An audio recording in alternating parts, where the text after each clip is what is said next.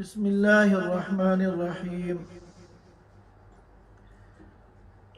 الحمد لله حمدا كثيرا طيبا مباركا عليه مباركا فيه كما يحب ربنا ويرضاه جل جلاله عم نواله، صلى الله تعالى عليه وعلى آله وأصحابه وبارك وسلم تسليما كثيرا كثيرا. أما بعد، فأعوذ بالله من الشيطان الرجيم. إن عدة الشهور عند الله 12 شهرا في كتاب الله يوم خلق السماوات والأرض منها 4 حرم، ذلك الدين القيم، فلا تظلموا فيهن أنفسكم وقاتلوا المشركين كافة كما يقاتلونكم كافة واعلموا أن الله مع المتقين. ويقول النبي صلى الله عليه وسلم كما أخرجه الإمام مسلم من حديث أبي هريرة رضي الله عنه: أفضل الصيام بعد رمضان شهر الله المحرم، أو كما قال عليه الصلاة والسلام. محترم خواتین و حضرات، آج محرم الحرام کی 2 تاریخ ہے اور یہ مہینہ اسلامی کیلنڈر کا پہلا مہینہ ہے. چنانچہ پرسوں جس وقت سورج غروب ہوا تو اسلامی کیلنڈر کا 1446واں سال ختم ہو گیا اور سن 1447 شروع ہو گیا. یہاں یہ بات بھی قابل غور ہے کہ یہ سن شروع ہوتا ہے ہجرت کے سال سے. اب جبکہ سن 1447 ہے تو اس کا مطلب یہ ہے کہ ہجرت کو 1447 سال گزر گئے اور اللہ کے رسول صلی اللہ علیہ وسلم کی عمر جب 40 سال تھی تو آپ کو نبوت ملی تھی، اور نبوت ملنے کے بعد 13 سال تک آپ مکہ مکرمہ میں رہے. تو گویا کہ جب آپ نے مدینے کے لیے ہجرت کی تو اس وقت آپ کی عمر مبارک 53 سال تھی، 53 ایئرز آپ کی عمر تھی. اب 1447 میں اگر ہم 53 کو ملاتے ہیں تو یہ پورے 1500 بن جاتے ہیں. معلوم ہوا کہ اللہ کے رسول صلی اللہ علیہ وسلم کی پیدائش، آپ کی ولادت باسعادت کو پورے 1500 سال گزر گئے ہیں. چونکہ محرم الحرام کا مبارک مہینہ شروع ہو گیا ہے اور آج 2 تاریخ ہے، لہذا اس مناسبت سے آج ہماری گفتگو کا موضوع یہی ماہ محرم الحرام ہے. یہ مہینہ اللہ تعالیٰ کے نزدیک انتہائی مبارک اور عظیم الشان مہینہ ہے. میں نے آپ حضرات کے سامنے سورہ بقرہ کی ایک آیت تلاوت کی ہے جس میں اللہ تعالیٰ نے فرمایا ہے کہ سال کے مہینوں کی تعداد 12 ہے. ان عدت الشہور عند اللہ 12 شہرا. اللہ کے نزدیک سال کے مہینوں کی تعداد 12 ہے اور یہ آج کے دن سے نہیں ہے. یوم خلق السماوات والارض، 12 مہینوں پر مشتمل سال کا یہ نظام اس دن سے ہے جس دن اللہ تعالیٰ نے آسمان اور زمین پیدا کیے تھے۔ پھر فرمایا تھا منہا اربعۃ حرم، سال کے ان 12 مہینوں میں 4 مہینے حرمت والے ہیں، فضیلت والے ہیں، برکت والے ہیں، خصوصیت کے ساتھ قابل احترام ہیں۔ احادیث مبارکہ میں بیان کیا گیا، ابو بکر نفیع بن حارث رضی اللہ تعالیٰ عنہ کی روایت ہے، اللہ کے رسول صلی اللہ علیہ وسلم نے حرمت والے ان 4 مہینوں کو بیان فرمایا کہ ان میں 3 تو لگاتار ہیں، ذی قعدہ، ذی الحجہ اور محرم الحرام، اور 4تھا مہینہ ہے رجب، جس کو ہم رجب المرجب کہتے ہیں۔ تو سال کے 12 مہینوں میں قابل احترام خصوصیت کے ساتھ جو 4 مہینے ہیں وہ کون کون سے ہیں؟ ذی قعدہ، ذی الحجہ اور محرم اور رجب المرجب۔ بعض علماء کرام نے فرمایا ان 4 حرمت والے مہینوں میں بھی سب سے زیادہ حرمت اور سب سے زیادہ احترام اور سب سے زیادہ فضیلت جس مہینے کی ہے وہ محرم الحرام کا مہینہ ہے۔ تو یہ مہینہ جس میں ہم لوگ داخل ہوئے ہیں 2 دن پہلے، آج 2 تاریخ ہے، یہ انتہائی عظیم الشان اور مبارک مہینہ ہے۔ اور جب اللہ تعالیٰ بندوں کے لیے مبارک ایام یا مبارک مہینے یا مبارک اوقات عطا فرماتے ہیں تو اللہ تعالیٰ کا بندوں سے مطالبہ ہوتا ہے کہ ان برکت والے ایام میں جتنا زیادہ سے زیادہ ہو سکے میری عبادت کر کے، میری اطاعت کر کے، میری معصیت سے بچ کے زیادہ سے زیادہ میرا تقرب حاصل کرو اور زیادہ سے زیادہ میری رضا حاصل کرنے کی کوشش کرو۔ لیکن اللہ تعالیٰ کی رضا اور اللہ کا تقرب جو حاصل ہوگا وہ اسی طریقے سے حاصل ہوگا جو طریقہ ہم کو ہمارے دین اسلام نے دیا ہے۔ ہم اپنی طرف سے اگر طریقے ایجاد کریں گے تو یہ اللہ کے تقرب کا ذریعہ نہیں بنیں گے بلکہ اللہ سے دوری کا ذریعہ بنیں گے، اللہ کی رضا کا سبب نہیں بنیں گے، اللہ کی ناراضگی کا سبب بنیں گے۔ اور ان طریقوں کو اختیار کرنا یہ اتباع دین نہیں ہوگا بلکہ بدعت اور خرافات ہوگا۔ لہذا ہمیں سمجھنا ہے جہاں اس مہینے کی فضیلت کو، وہیں اس میں ہمیں کیا کرنا ہے اور کیا نہیں کرنا ہے اس کو بھی ہمیں سمجھنا ہے، تاکہ ہمارا ہر عمل اللہ کی رضا کا ذریعہ اور سبب بنے۔ اس مہینے میں خاص طور پر ہمیں روزوں کا حکم دیا گیا ہے۔ میں نے آپ حضرات کے سامنے حضرت ابو ہریرہ رضی اللہ تعالیٰ عنہ کی حدیث پڑھی ہے جس کو امام مسلم رحمۃ اللہ علیہ نے صحیح مسلم میں نقل فرمایا ہے، افضل الصیام بعد رمضان شہر اللہ المحرم، کہ رمضان کے بعد سب سے زیادہ فضیلت والے روزوں کا جو مہینہ ہے وہ شہر اللہ المحرم ہے۔ یہاں ایک بات اور قابل غور ہے، اللہ نے محرم کے مہینے کو کہا شہر اللہ، اللہ کا مہینہ، حالانکہ مہینے تو سارے اللہ کے ہیں۔ ہر زمان اور مکان کے مالک اللہ تعالیٰ ہے۔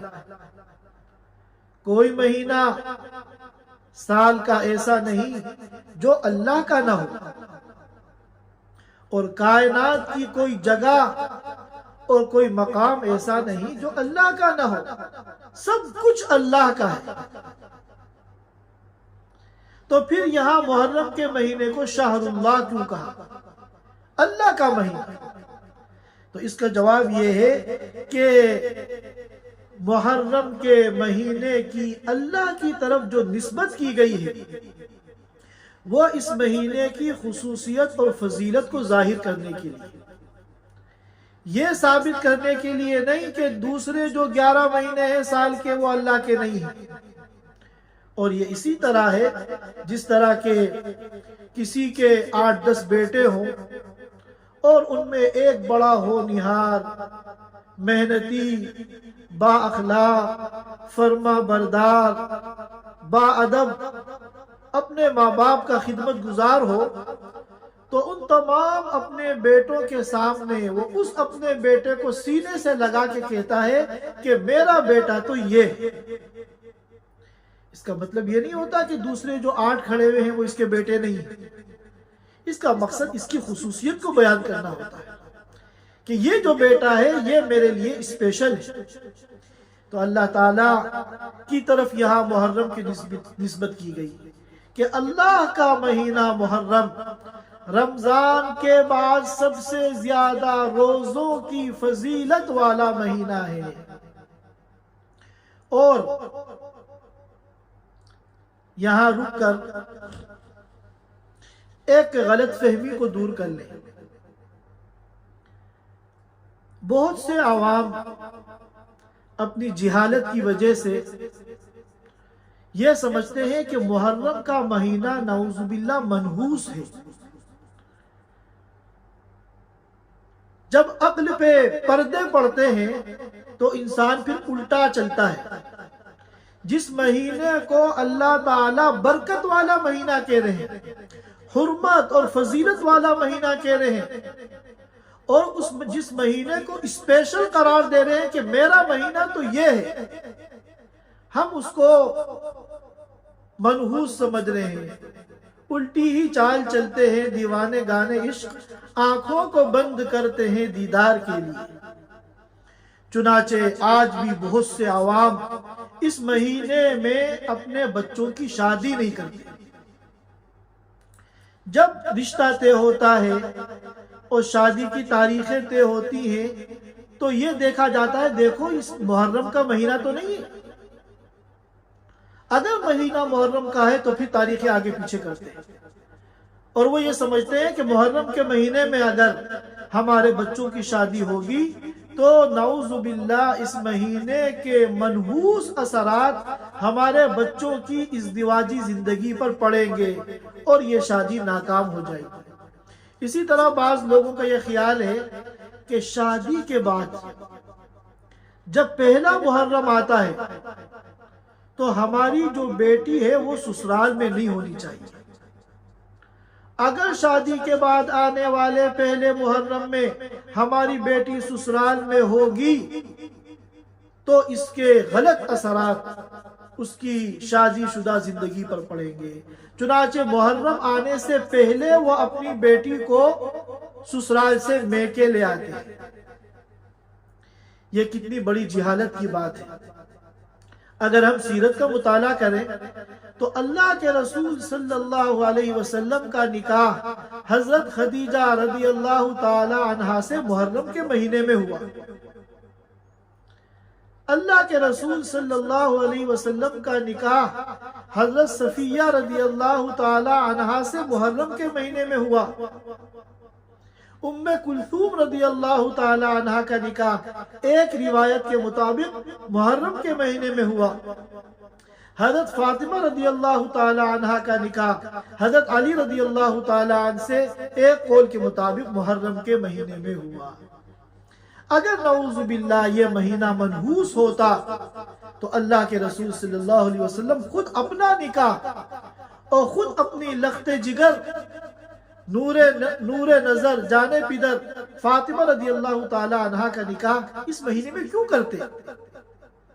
یہ اتنی موٹی بات جو ہے ہماری سمجھ میں نہیں آتی۔ لہذا ہم لوگوں کو چاہیے کہ اللہ تعالی ہم میں سے جس کو موقع دے وہ خاص طور پر محرم کے مہینے میں اپنے بچوں کا نکاح کر کے اس غلط نظریے کی عملی تردید کرے اور اس غیر اسلامی سوچ کو جو ہے کنڈم کرے۔ اللہ تعالی ہم سب کو توفیق عطا فرمائے۔ ضروری نہیں ہے، لیکن جس کے پاس موقع ہو، وہ کر سکتا ہو، وہ ضرور اس پر عمل کرے تاکہ یہ جہالت جو ہے دور ہو۔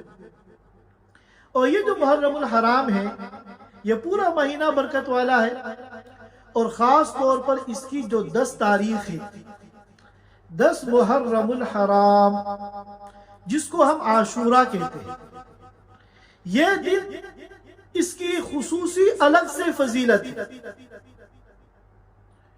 اور رمضان کے روزوں سے پہلے عاشورہ کا روزہ فرض تھا،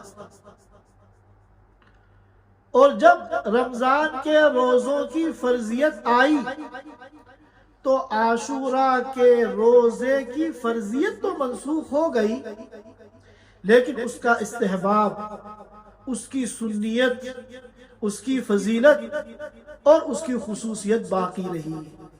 یہی وجہ ہے کہ اللہ کے رسول صلی اللہ علیہ وسلم پوری حیات مبارکہ عاشورہ کے روزے کا اہتمام کرتے تھے۔ چنانچہ ایک روایت میں آپ حضرات کے سامنے ذکر کر چکا ہوں کہ 3 نفلی روزے آپ کبھی چھوڑتے نہیں تھے۔ ایام 20 کے روزے، ہر عربی مہینے کی 13، 14، 15 تاریخ کے روزے، ذی الحجہ کے پہلے عشرے کے روزے، اور عاشورہ کا روزہ، یہ اللہ کے رسول صلی اللہ علیہ وسلم نفل ہونے کے باوجود کبھی چھوڑتے نہیں تھے۔ اور ابن عباس رضی اللہ تعالی عنہ کا قول امام بخاری نے بھی نقل کیا ہے اور امام مسلم نے بھی نقل کیا ہے۔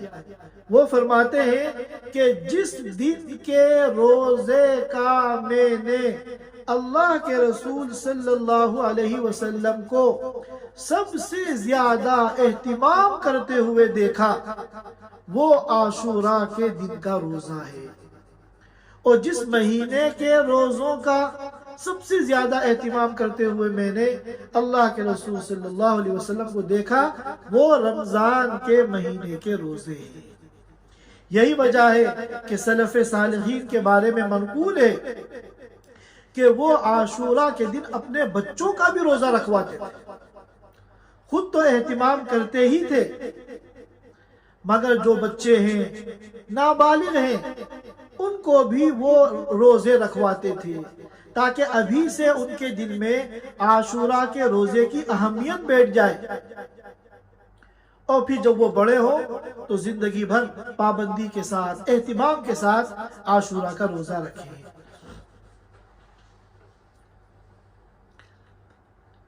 اللہ کے رسول صلی اللہ علیہ وسلم جب ہجرت کر کے مدینہ منورہ تشریف لائے، اور مدینہ میں یہود آباد تھے، یہاں آپ کو معلوم ہوا کہ یہودی بھی عاشورہ کے دن روزہ رکھتے ہیں۔ تو آپ کو جب یہ پتا چلا تو آپ نے اس کی تحقیق کی کہ یہ عاشورہ کے دن روزہ کس وجہ سے رکھتے ہیں۔ تو یہودیوں نے یہ بتایا کہ ہم عاشورہ کے دن یعنی 10 محرم الحرام کو اس لیے روزہ رکھتے ہیں کہ اس دن اللہ تعالیٰ نے حضرت موسیٰ علی نبینا وعلیہ السلام اور ان کی قوم بنی اسرائیل کو فرعون اور اس کے لشکر سے نجات عطا فرمائی تھی۔ آگے آگے حضرت موسیٰ علیہ السلام اور ان کی قوم جا رہی تھی، اور پیچھے پیچھے فرعون اور اس کا لشکر ان کو ختم کرنے کے لیے آ رہا تھا۔ تو بحر قلزم میں اللہ تعالیٰ نے فرعون کو اور اس کے لشکر کو ڈبو کے ختم کر دیا، اور ہمیشہ ہمیشہ کے لیے بنو اسرائیل کو فرعون کے فتنے سے نجات عطا فرمائی۔ تو یہودیوں نے کہا ہم اس خوشی میں شکرانے کے طور پر اس دن روزہ رکھتے ہیں۔ تو اللہ کے رسول صلی اللہ علیہ وسلم نے فرمایا کہ موسیٰ علیہ السلام کی نجات کی خوشی میں تشکر یعنی اللہ کا شکر ادا کرنے کے ہم زیادہ حقدار ہیں ان یہودیوں کے مقابلے میں، لہٰذا ہم بھی عاشورہ کے روزے کا اہتمام کریں گے، لیکن ہمیں یہودیوں کی مخالفت بھی کرنی ہے۔ لہذا ان کی مخالفت کے لیے اگر اگلے سال میں زندہ رہا تو عاشورہ کے روزے کے ساتھ ایک دن کا روزہ میں اور رکھوں گا، ایک روزہ رکھنے کے بجائے میں 2 روزے رکھوں گا تاکہ یہود کے عمل کی مخالفت ہو جائے۔ چنانچہ فرمایا یا تو میں 9 اور 10 کا روزہ رکھوں گا یا 10 اور 11 کا روزہ رکھوں گا۔ آج جمعے کا دن ہے اور محرم کی 2 تاریخ ہے۔ اس کا مطلب یہ ہے کہ اگلا جو جمعہ آئے گا وہ 9 محرم الحرام ہے، اور اس کا جو اگلا دن ہے یعنی اگلے جمعے کے بعد جو سنیچر آئے گا یوم السبت، وہ عاشورہ کا دن ہے۔ تو ہمیں یا تو اگلے جمعے اور سنیچر کا روزہ رکھنا ہے یا اگلے ہفتے سنیچر اور اتوار کا روزہ رکھنا ہے۔ علامہ ابن القیم رحمۃ اللہ علیہ نے زاد المعاد میں فرمایا کہ عاشورہ کے روزے کے 3 درجے ہیں۔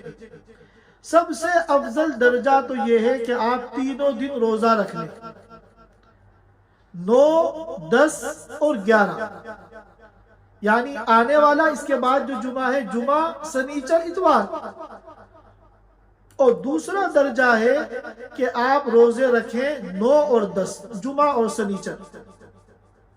اور تیسرا اور آخری درجہ ہے کہ آپ 10 اور 11 سنیچر اور اتوار کا روزہ رکھیں۔ اگر صرف عاشورہ کے دن کا آپ روزہ رکھتے ہیں، آگے پیچھے آپ کوئی روزہ نہیں ملاتے، تو حضور پاک صلی اللہ علیہ وسلم کی منشا کے خلاف ہونے کی وجہ سے یہ مکروہ تنزیہی یا کم از کم خلاف اولا ضرور ہے۔ لہذا ہم سب نیت کریں کہ انشاءاللہ ہم اگلا جمعہ جب آئے گا تو جمعے کے دن اور سنیچر کا دن جو عاشورہ کا دن ہے اس میں خود بھی روزہ رکھیں گے۔ اللہ نے اگر توفیق دی تو ہم تینوں روزے رکھ لیں، جمعہ اور سنیچر اور اتوار، ورنہ کم از کم 2 روزے ہم ضرور رکھ لیں، جمعہ سنیچر یا سنیچر اتوار۔ اور ہمارے بچوں میں بھی اس کی اہمیت پیدا ہو، تو جو بچے استطاعت رکھتے ہیں اور ان کو روزہ رکھنے میں کوئی بڑی پریشانی نہیں ہے تو ہم ان کو بھی روزہ رکھوائیں تاکہ سلف صالحین کے عمل کا اتباع ہو اور زیادہ سے زیادہ برکت ہمارے گھر میں ہمارے گھر کے اندر آئے۔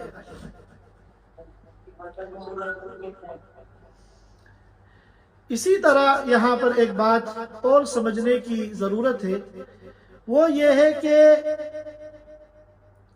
یہ جو اسلامی کیلنڈر ہے، اسلامی کیلنڈر جس کو ہم ہجری سن کہتے ہیں، اسلامی کیلنڈر بھی کہتے ہیں، ہجری بھی کہتے ہیں اور قمری بھی کہتے ہیں، کیونکہ یہ جو اسلامی کیلنڈر ہے ہجری سال، اس کا تعلق چاند کے اوپر ہے، اس کا سارا نظام اور جو سسٹم ہے وہ چاند کے ساتھ جڑا ہوا ہے، اس لیے اس کو قمری سن بھی کہتے ہیں۔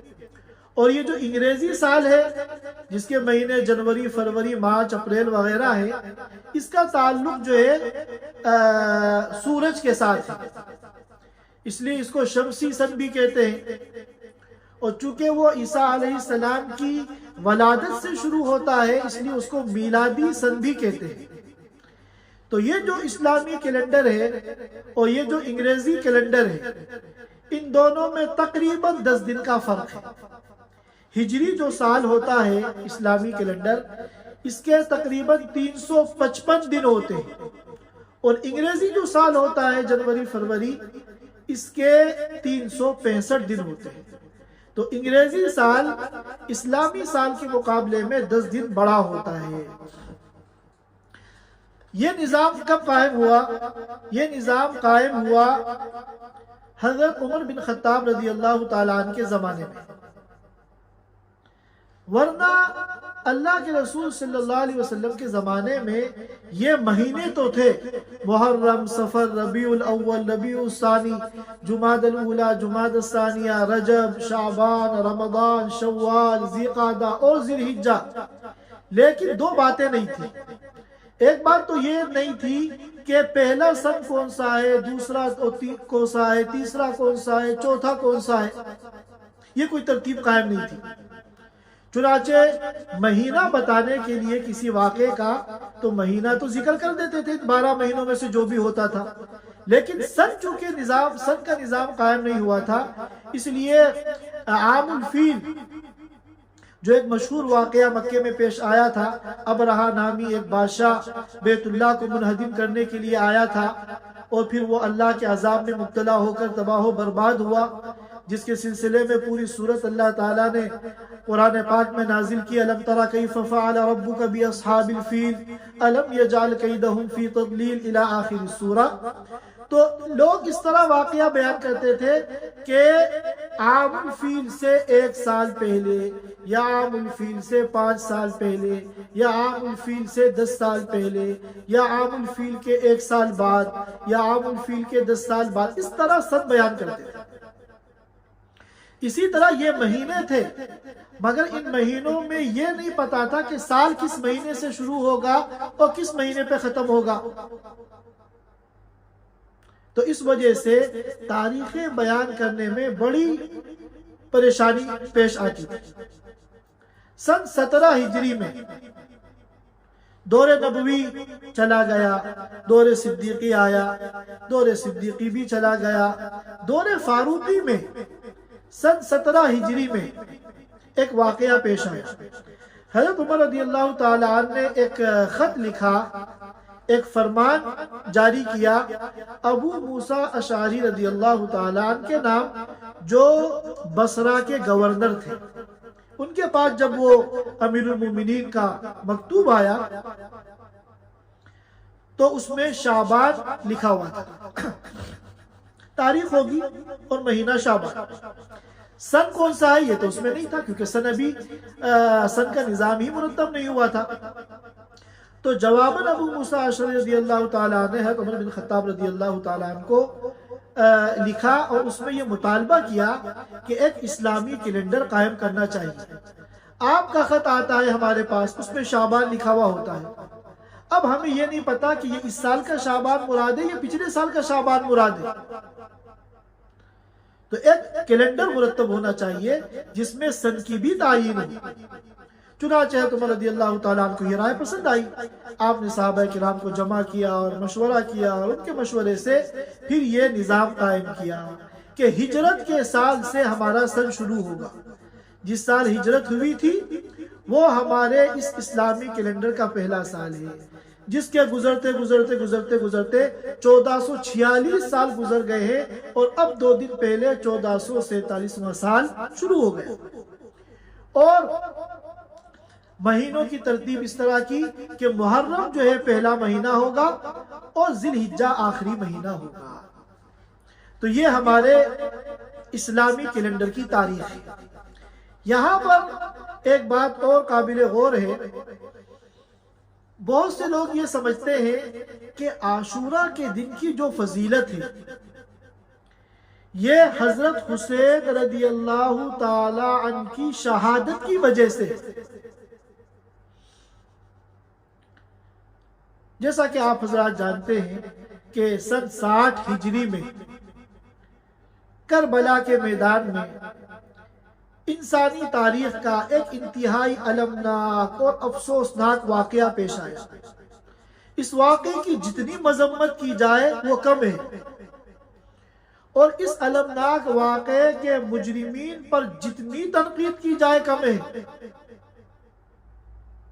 اور وہ واقعہ کیا ہے کہ سن 60 ہجری میں محرم کی 10 تاریخ میں عاشورہ کے دن کربلا کے میدان میں نواسۂ رسول حضرت حسین رضی اللہ تعالیٰ عنہ اور ان کے گھر کے دیگر افراد کو انتہائی دردناک طریقے سے، صفاکانہ طریقے سے ان کو شہید کر دیا گیا۔